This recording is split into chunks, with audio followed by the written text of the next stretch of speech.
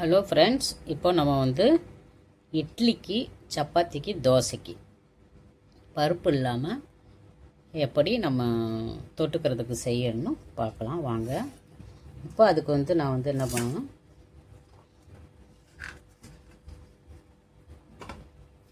ஒரு முருங்கைக்காய்,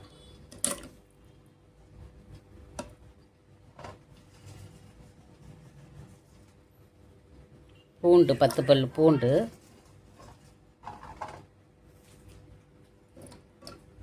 ரெண்டு கைப்பிடி அளவு சின்ன வெங்காயம். இதுக்கு சின்ன வெங்காயம் போட்டால் தான் டேஸ்ட்டாக இருக்கும்.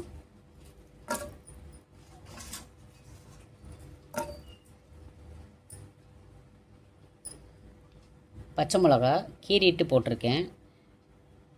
இது வந்து பெரிய மிளகான்றதுனால 1 போடுறேன்.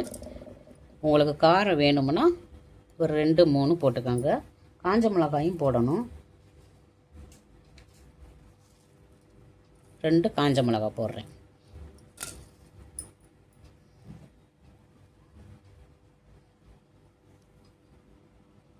தக்காளி 2 தக்காளி.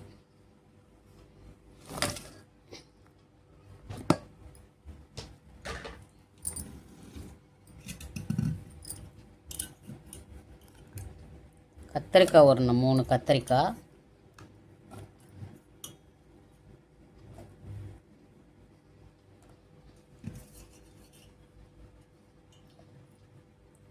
உருளைக்கிழங்கு 2 உருளைக்கிழங்கு.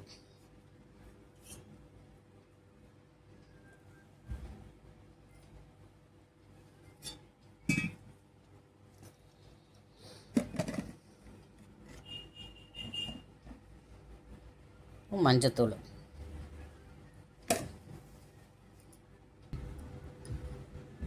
பெருங்காயம் ஒரு பிஞ்சு, உப்பு தேவையான அளவு உப்பு, தண்ணி. அவ்வளோதான். பருப்புலாம் போட தேவையில்லை.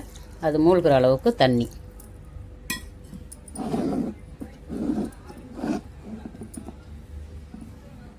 இப்போ நம்ம வந்து இதை வந்து 4 விசில் போடுறோம். இப்போ விசில் 3 விசில் அடிச்சிருச்சு. இப்போ நம்ம ஓப்பன் பண்ணிக்கிறோம்.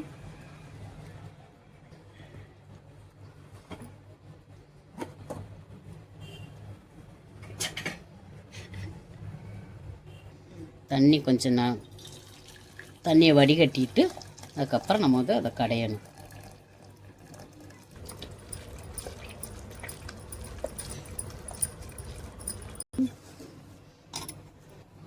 கடைஞ்சாச்சு. இப்போ பாருங்கள், இந்த மாதிரி வரும். இப்போ நம்ம கொஞ்சம் தண்ணி இருத்து வச்சுருக்கோமா, அந்த தண்ணியை கொஞ்சம்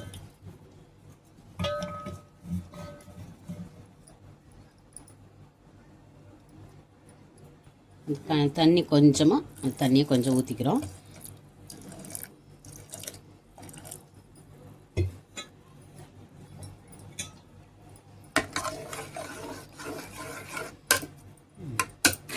அவ்வளோதான். இந்த மாதிரி இருக்கணும்.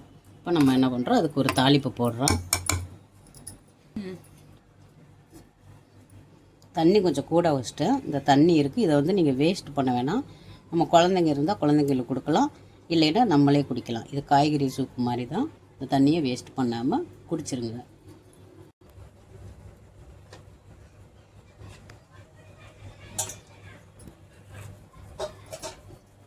கடுகுளுந்தம் பருப்பு போடுறோம்.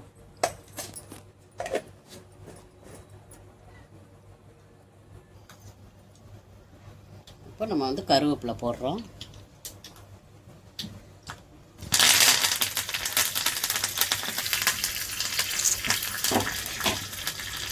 இதில் அதில் வந்து கொட்டுறோம்.